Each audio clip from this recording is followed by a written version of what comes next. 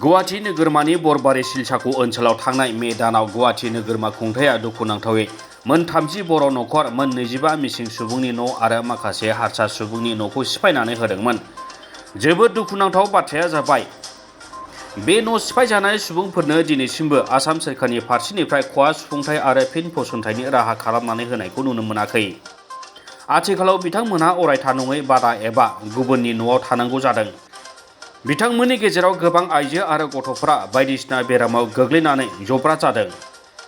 बेबायदिनो दिनै सुबुंथिनि खाथिराव मोनसे स्वास्तिकाम मुंनि NGO Rega foundation, Cotton Shah आलमनि association for the women's justice फराम, Guwahati जिल्ला बर' थुनलाइ आफाद, गुबुन गुबुन सोरखारि नङै आफाद फसंथान आरो माखासे सुबुंफोरनि मददआव जयै फुंनिफ्रायनो सानसेनि हाबाफारिजों मोनसे सावस्रि सांग्रांथि आरो बेसेन नाङै फाहामथायनि बादा खालामो। फाहामथाय बादायाव बाहागो लायो गुवाहाटीनि आर्य हस्पिटालनि फाहामगिरि आरो नार्सनि हानजाया। बे बेसेन नाङै सावस्रि बादायाव बाहागो लानानै बर' हारिनि गोख्रों आइजो दैदेनगिरि आरो समाज सिबियारि अनजालि दैमारि बिथाङा ओरैबायदि बुङो।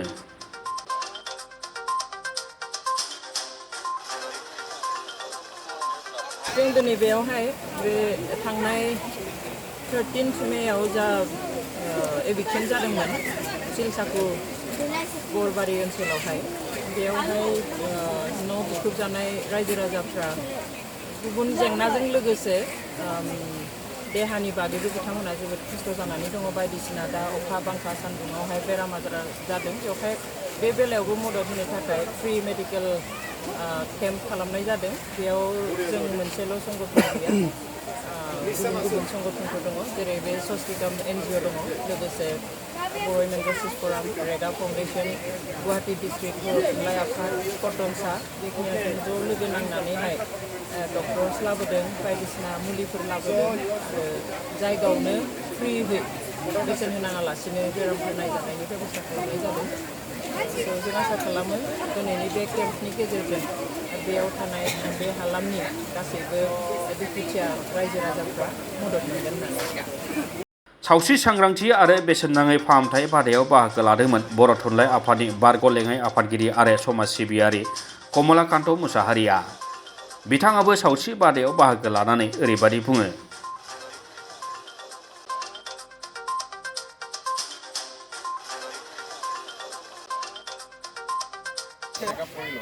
आरो गुवाहाटी जिल्ला बर' थुनलाइ आफाद, बर' उइमेन जास्टिस फराम आरो Rega foundation, Arya hospital, Cotton alumni association, Cotton Shah alumni association, थिग बेबायदि गोबां संगठनफोरा लोगो नांनानै गासैनिबो मददआव बे गुवाहाटी नोगोरमानिनो थांनाय मे दानाव दैज्लां जागायजेननाय समावनो माखासे बर', मिसिं आरो गुबुन असमिया थागिबिफोरखौ न' बां सिफायनानै सिलिंखार खालामनानै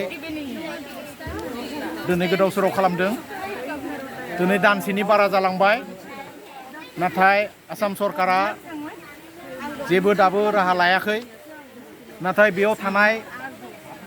बेयाव अनसाय बादा रिलिफ केम्प खालामनानै थानाय आरो बिनि न' हाबसननानै थानाय बर' बिमाफोर, उन्दै उन्दै गथ'साफोरा बेराम जासावनाय खौरांखौ मोननानै जों गासैबो रायलायनानै दिनै मोनसे बेसेन नाङि जोङो फ्रि हेल्थ केम्प जों बेयाव जागायबाय।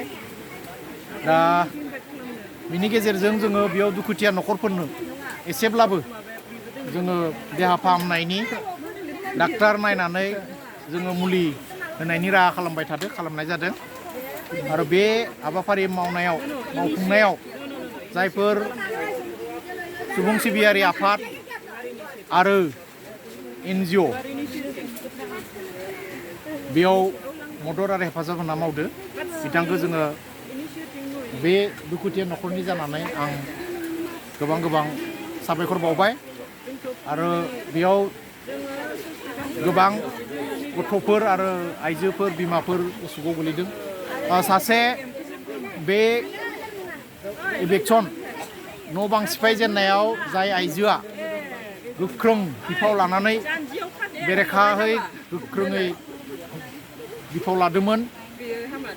बे आइजो मुस्रिमा इला बर'आ दा पेरालाइज जानानै गोग्लैना दङ, दाबो गावगाय सिखारनानै थाबायनो हाया। थ' बेबायदि गोबां सुबुंफोरा गोबां टेनसनाव दङ, जाहाथे बे टेनसनखौ लाया।